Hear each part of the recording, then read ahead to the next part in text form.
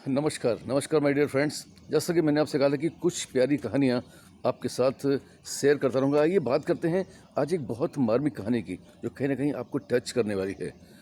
एक बार की बात है कि एक वृद्ध व्यक्ति जो स्टेशन पर चाय बेचने का कार्य करता था, वो जाता था, जब भी गाड़ी आती थी अपनी चाय बेचता था। घर आकर के अपनी वृद्ध पत्नी से कहता था कि दूसरी गाड़ी आने वाली है, उसके पहले एक केतली चाय और बना दो।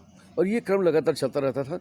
वृद्ध व्यक्ति जब एक बार अपनी चाय ख़त्म करके वापस अपनी पत्नी के पास आता है, उससे कहता है कि एक केतली चाय और बना दो, अभी एक गाड़ी आनी और बाकी है। उसी समय दुखी होकर के वो बैठ जाता है, कहता है अपनी पत्नी से कि हम लोग वृद्ध हो चुके हैं और काश मेरा कोई बेटा होता तो आज हमको काम नहीं करना पड़ता और वो मुझे बैठा करके खिलाता।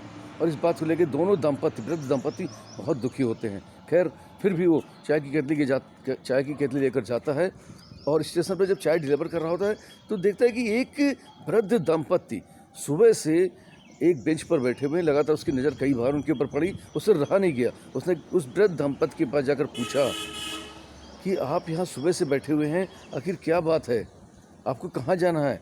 उन्होंने कहा, मुझे नहीं पता कहाँ जाना है, मेरा छोटा बेटा मुझे ये चिट्ठी दे करके यहाँ बैठाल गया है कि मेरा बड़ा बेटा मुझे लेने आएगा। अब मुझे पढ़ना लिखना आता नहीं है, तो कृपया करके बस इतना बता दें कि इस चिट्ठी में कहाँ का पता लिखा हुआ है। जब वो चाय वाला वृद्ध उस पत्र को, इस चिट्ठी को खोलता है और जब उसमें पढ़ता है तो पढ़ते उसकी आंखें नम हो जाती हैं, क्योंकि उस चिट्ठी में कुछ और नहीं लिखा था, सिर्फ इतना लिखा था कि ये मेरे माता पिता हैं और जो भी इस चिट्ठी को पढ़े वो इनको नज़दीकी किसी वृद्ध आश्रम में छोड़ आए। दोस्तों, यही हमारी लाइफ में होता है।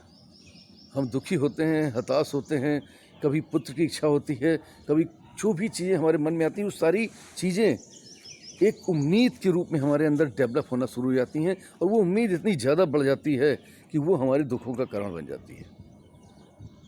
दुख कुछ और नहीं है, सिर्फ हमारी उम्मीदें हैं। जब हम उम्मीदें पाल लेते हैं किसी से, कभी बहन से, कभी भाई से, कभी पति से, कभी पुत्र से, और जितनी ज़्यादा हम उम्मीदें पालते हैं वो उतने ही बड़े दुख का कारण बनती हैं। दुख और सुख ये सब हमारे अपने कर्मों के आधार पर है जो हमें मिलता है। लेकिन कोशिश करें अपने आप में खुश रहने की। जो हमें ईश्वर ने दिया है, जो हमें मिला है, वही हमारे लिए सर्वोत्तम है और उसके अंदर ही हमें अपनी खुशियाँ ढूंढनी है।